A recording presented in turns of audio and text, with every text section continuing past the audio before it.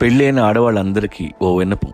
జీవితంలో పర్ఫెక్ట్ తండ్రి ఉండొచ్చు, పర్ఫెక్ట్ తల్లి ఉండొచ్చు, పర్ఫెక్ట్ డ్రైవరు, పర్ఫెక్ట్ నర్సు దొరుకుతారేమో కానీ పర్ఫెక్ట్ హస్బెండ్ ఎక్కడ ఉండడు. It's myth. నా మొగుడికి ఇలాంటి క్వాలిటీసే ఉండాలి, ఇలాంటి క్యారెక్టరే ఉండాలి, ఇలాగే ఇలాగే ఇలాగే అని మీరు ఎంత పెద్ద లిస్ట్ రాసుకుంటే అన్ని ప్రాబ్లమ్స్లో పడిపోతారు. మొగుడిని కష్టమే చేయలేరు. అందుకే పెళ్ళైన ప్రతి ఆడది ఏదో ఒక టైంలో కన్నీళ్లు పెట్టాల్సిందే, తప్పదు. లైఫ్లో మిమ్మల్ని చాలా మంది చాలా రకాలుగా ఏడిపిస్తారు. ఎక్కువగా ఏడిపించే అవకాశం మీ మొగుడికే ఉంటుంది. ఎందుకంటే జీవితాంతం ఉంటాడు, పక్కలోనే ఉంటాడు.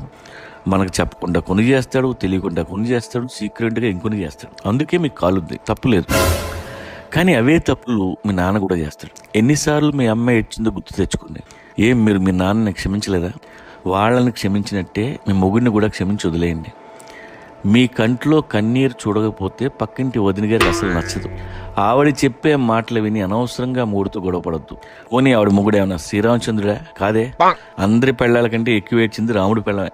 మొగుడు ఎంత గొప్పడైతే భార్యకి అన్ని కన్నీళ్ళు వస్తాయి. ప్రతి దేవుడు వాళ్ళ భార్యని నేర్పించిన వాళ్ళే. పెళ్ళాం కంట తడిపెట్టించిన ఒక్క దేవుడి పేరు చెప్పండి. మొగుడు వల్ల కొంత ఏడుస్తారు, వేరే ఆడదాని వల్ల ఇంకొంత ఏడుస్తారు.